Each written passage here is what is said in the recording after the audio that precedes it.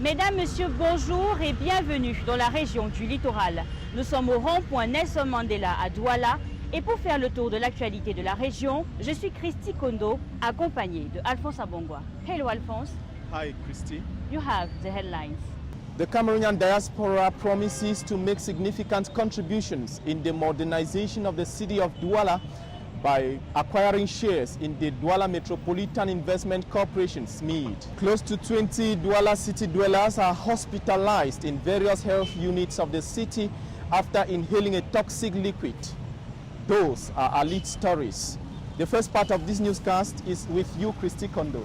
Une fois de plus, bonjour et bienvenue dans le littoral. Les Camerounais de la diaspora participent eux aussi à la constitution du capital pour la création de la Société métropolitaine d'investissement de Douala. C'est ce qui ressort de la vidéoconférence récemment tenue dans les locaux de la communauté urbaine de la ville. Ils ont épousé le concept et ont promis de souscrire leur Mbalatangna pour le compte-rendu.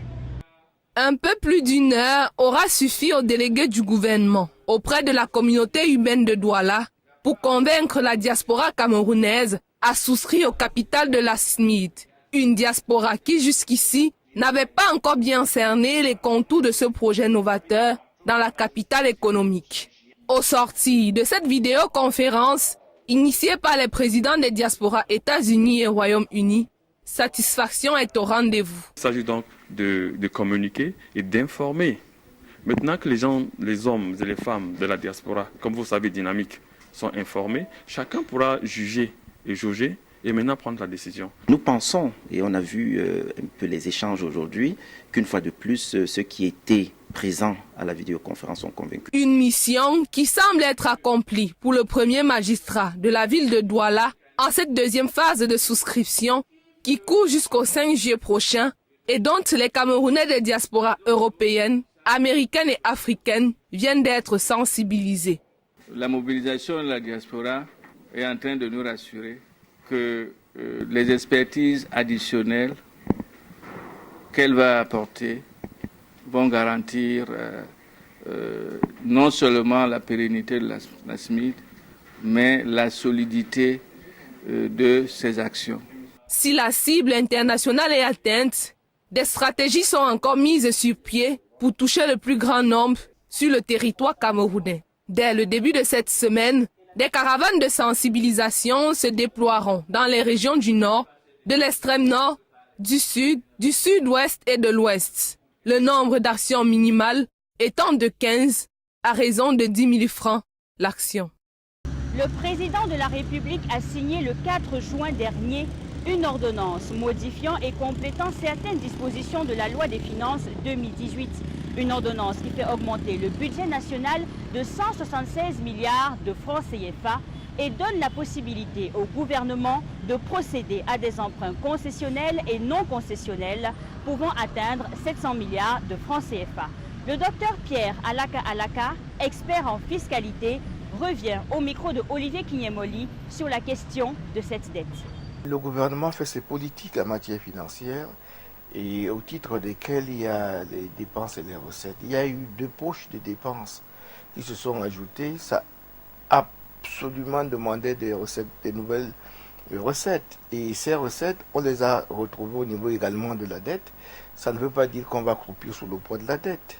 Non, pas du tout. Nous avons des potentialités économiques, fiscales et même naturelles pour supporter cette dette-là. Et le problème aujourd'hui, c'est est-ce la dette concessionnelle ou est-ce la dette non concessionnelle? Mais lorsqu'on regarde, le gouvernement a opté beaucoup plus pour les dettes non concessionnelles.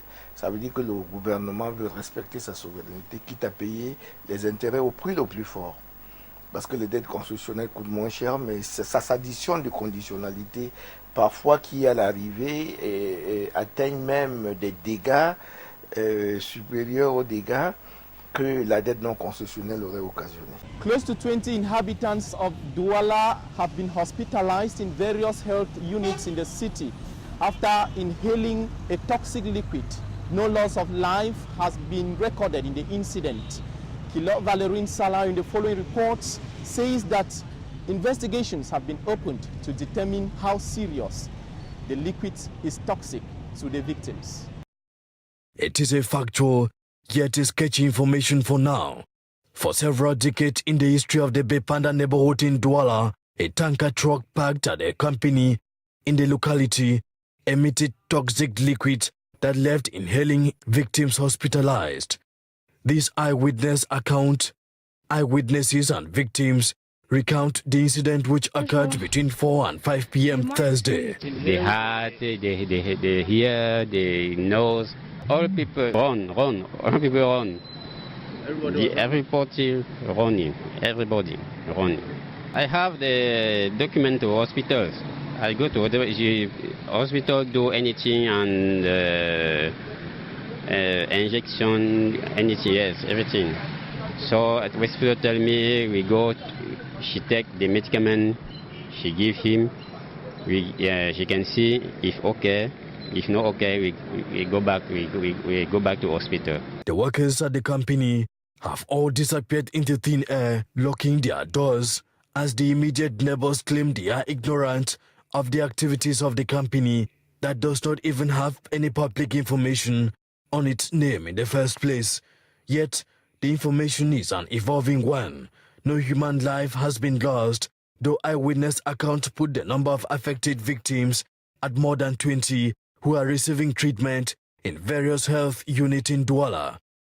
CRTV News, vous regardez Actu Région dans le littoral. L'association des parents d'élèves et enseignants du lycée de la Cité des Palmiers à Douala a remis à l'État du Cameroun un bâtiment de 10 salles de classe. Construit à hauteur de 93 millions de francs CFA sur fonds propres de l'association, c'est un pas pour faire ériger cet établissement en lycée bilingue. La cérémonie de rétrocession a eu lieu en présence du sous-préfet de Douala 5e, Bakoma Elango. Reportage de Léon Bertrand Tanefo. Le défi a été lancé en 2013. À cette date, face au problème de l'effectif pléthorique des salles de classe et le caractère unilingue de l'établissement, l'association des parents d'élèves et enseignants du lycée de la Cité des Palmiers décida d'engager un chantier de construction des nouvelles salles de classe. 5 ans après, le résultat est palpable. Un bâtiment R+1 trône au cœur de la structure académique. 10 salles de classe construites à plus de 93 millions de francs CFA sur fonds propres de l'association. L'origine est la demande d'un lycée bilingue et l'État, l'administration du lycée nous répond qu'il faille avoir d'autres salles de classe. Pour cette raison donc, les parents se sont mobilisés et ont construit ce bâtiment R+1. La rétrocession de ce bâtiment à l'État du Cameroun a donné lieu à une cérémonie officielle ce samedi. Parents et autorités de l'arrondissement ont fait le déplacement pour saluer ce prototype de partenariat gagnant-gagnant. Nous nous réjouissons du fait que les parents ont constaté que, compte tenu de la demande toujours croissante en termes d'infrastructures, ils doivent également accompagner l'État pour réaliser cette œuvre. Les élèves du lycée de la Cité des Palmiers profiteront de l'éclat et de la douceur de ces nouvelles salles de classe lors de la prochaine rentrée, probablement dans un établissement bilingue. A group of 3 young Cameroonians based in Douala have called on their peers nationwide to be more patriotic and contribute their quota in nation building. They made the call while launching their single titled Tous Bâtisseurs. The track comes ahead of the 2019 AFCON. As you tell us, Leris Nane Porte.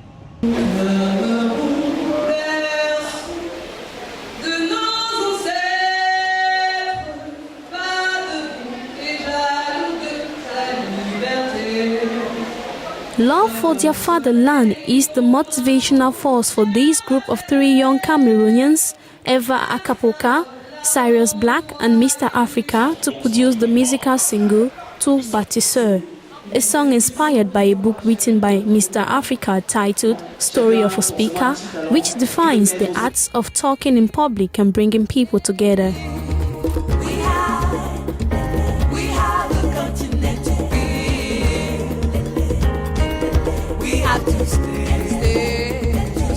During the launch of the opus Tous Bâtisseurs, Douala city dwellers were treated with the melodious voice of Eva Akapoka and the mix of DJ Cyrus Black.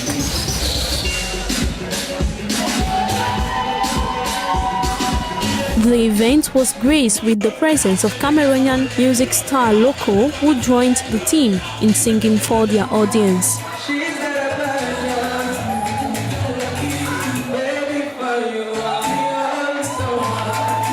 Cameroonians were urged to work together to ensure that the city of Douala and Cameroon as a whole is clean enough to accommodate the African Cup of Nations slated for 2019. Il y a 5 ans, l'arrondissement de Mouanko vivait une histoire funeste, la disparition mystérieuse de 9 enfants. Un événement qui aura tristement rendu célèbre cette localité.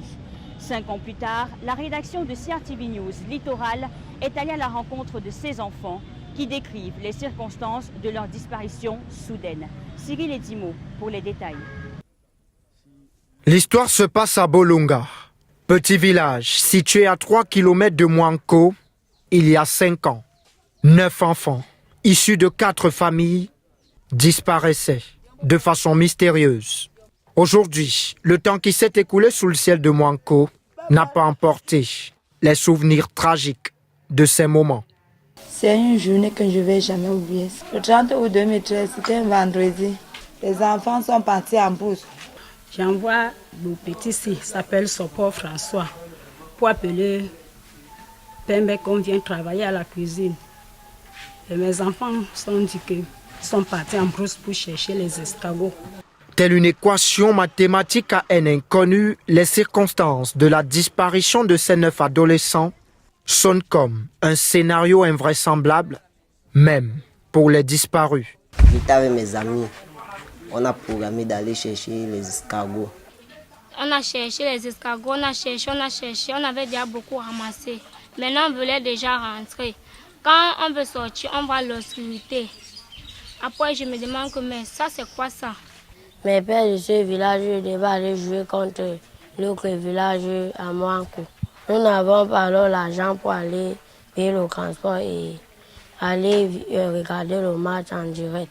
Nous nous sommes entendus, nous sommes allés en brousse, nous avons pris des sacs, nous sommes allés chercher les escargots. Une recherche d'escargots, non bien loin de leur domicile, mais qui durera 11 jours dans cette forêt qui aujourd'hui demeure un mystère. Ce sera tout pour l'actualité dans la région du littoral. Merci de votre attention. Alphonse, have a good day. A better one to you, Christine.